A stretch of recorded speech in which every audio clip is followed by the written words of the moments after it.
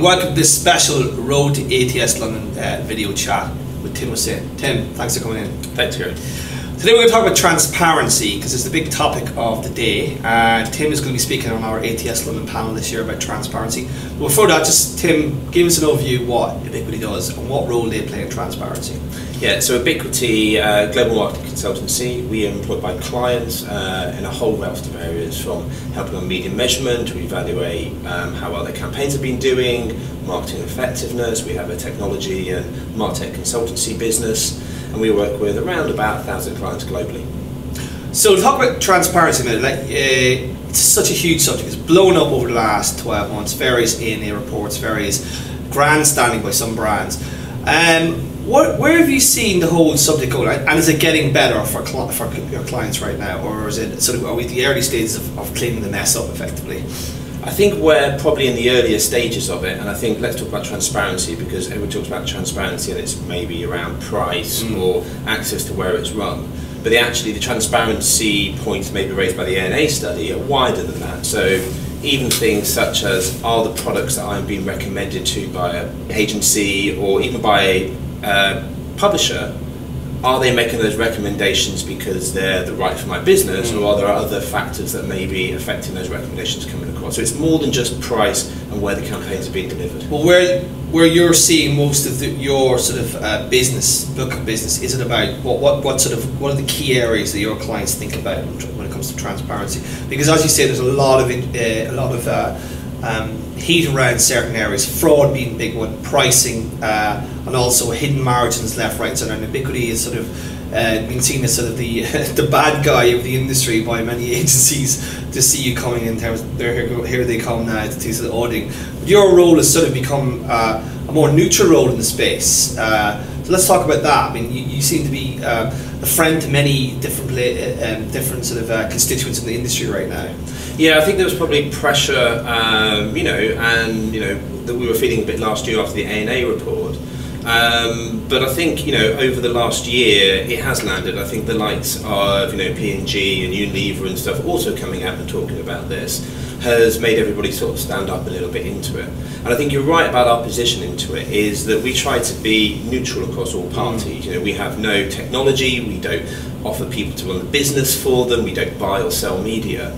And we spend just as much time actually helping agencies with clients as well as clients with agencies. So I spend times helping big agency groups work better with their clients and improve those processes that's in their beneficial. So sometimes, we're just as much going back to a client and pointing out that they need to improve their processes, they need to change maybe how they brief, and that actually it's not entirely on external factors, some of the challenges. Are you seeing more of your business now, like traditionally you were an auditing company, but are you seeing more business coming elsewhere from like RFPs, etc., and trying to guide clients through the technology process? Obviously, your background is very, very much tech and data piece. You've worked at ad networks and digital media companies. So are we seeing a transitioning of the Ebiquity business from traditional media auditing into the whole sort of data-driven element of it?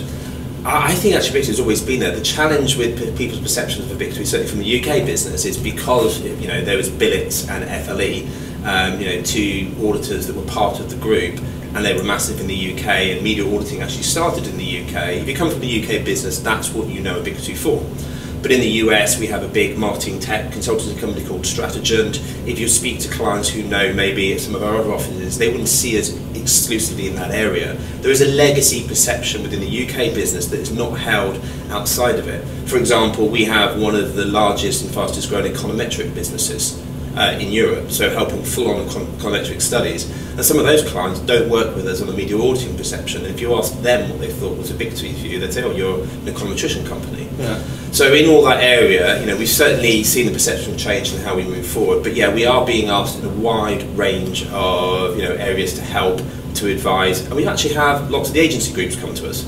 So we've had quite all the big agency groups, conversations with them about how jointly with Ebiquity, big agency groups and independents, how we can actually make the whole ecosystem better.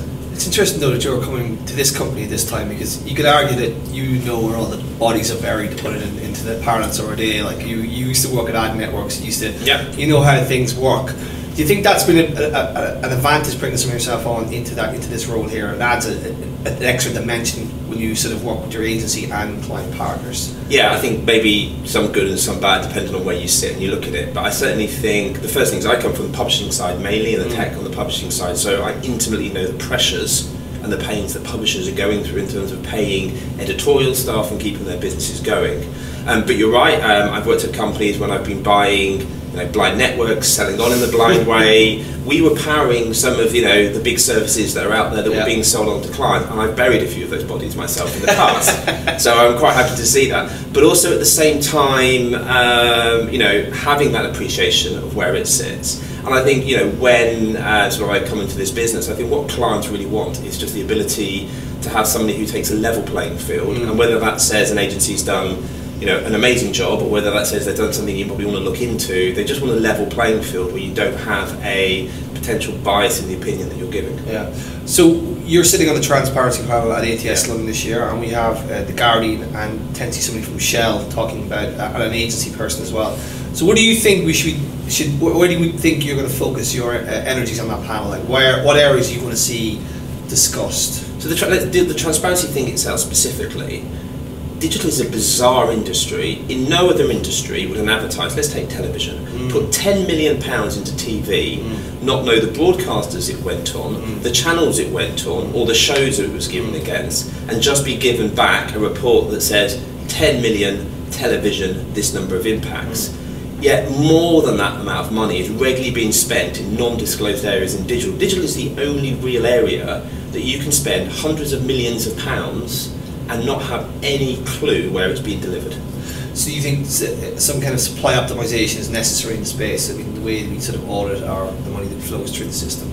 I just think that the sort of the transparency side of where it's been delivered is probably one of the first and easiest things to address. And actually my biggest concern is the lack of transparency about where it's been delivered has put a wedge between publishers who create the content and sort of articulate it and care for it, and advertisers who spend the money. And what you've seen is a separation now that many big publishers are finding it harder to feel that they have a relationship with the people who are spending the money. And so if I was to say one of my key focuses is about ensuring that there is a good balance, that advertisers know where their money goes, and publishers know that they can have a conversation with an advertiser and discuss open, transparent value. But do you think that's possible in this day and age? I mean, like, given all the layers of technology and data companies and all the rest, intermediaries between the two, do you think that conversation is still possible? And it's probably one of the areas we'll probably talk about in the panel, but do you think a clear out is necessary? This is the thing that I found really surprising when I came here, because when you were at Ebiquity, I went from the publisher tech side, ad network last one, right over to the other side, advising clients. And what was really surprising was seeing the lack of transparency that they have about where their campaigns are being delivered, versus me, who was operating a sort of pseudo trading desk, and knowing every bit of detail and information that I could get out of it, and just realising that actually programmatic itself, this is my biggest thing, programmatic is inherently transparent. It's probably much more transparent than traditional IO buying. Massively. And programmatic gets a bad name and is being given a bad name because of some of the practices that's utilising it. And if we can get rid of some of those practices, then people can start to appreciate programmatic. Do you think programmatic will be a cleaner way there'll be a lot more transparency, you'll know how much money went A to B, and we're in the process of cleaning out sort of the bad actors, and there will be a more streamlined process from A to B, which is basically your point A is your money, point B is the publisher or a media owner, basically. Well, it already exists. So, the thing is, if somebody says, oh, can we get that transparency? I'd be like, okay, go and ask any of the non-disclosed ad networks, non-disclosed trading desks, whether the people in their teams who are doing the buying have full transparency or not. If the people in their teams didn't have full transparency, then maybe we can't fix it. But the fact is that the people in those teams who are actually selling it on non-disclosed, they already have the full transparency. It exists. It's just an access of rights and getting to it. Well, we could talk about this all day, Tim. I want to leave some for the panel on September 11th. So thanks for today, and we'll see you on September 11th at ATS London. We'll see you there. Thanks. Thanks, Tim.